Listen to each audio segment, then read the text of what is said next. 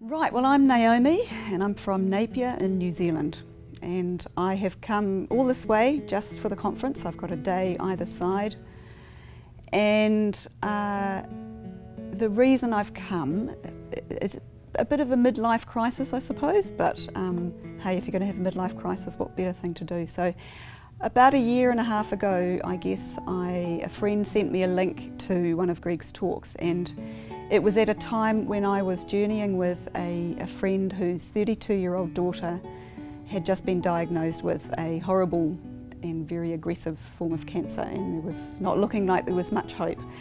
And she was the sort of friend who needed practical support, you know, love and etc. But she also was asking questions, the big why questions. And I found my answers that I was attempting to give her were just not enough for her or for me.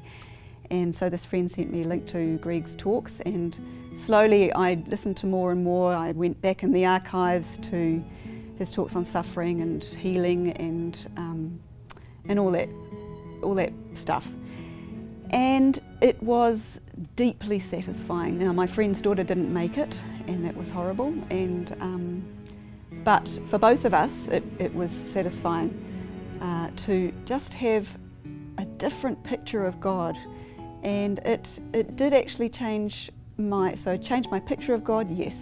Also changed the way I communicated with God, the way I interacted with Him, I guess my relationship with Him.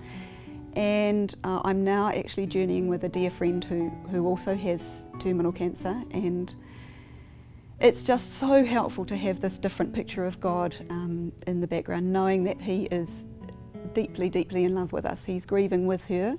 Lots of ambiguity still. I really struggle. I know miracles happen. I see miracles happening. I don't see them happening for my friends. That's tough, and I know that there are issues that I'm never going to understand, but I do know that God is love, and He loves us, and He is with us right the way through. And my issue now is I'm so excited about this stuff. I want to be able to articulate it in bite-sized chunks, which is really tricky, but for everybody's different, and for some people I can send a link to a podcast, others I can give a book to, but most people aren't prepared to go that deep at the moment. So I want to be able to whet their appetites with bite-sized chunks, and that's what I'm going to be working on the plane on the way home, etc. So Greg's teachings have been life-changing for me, and I want them to be life-changing for other people. So cool, thank you.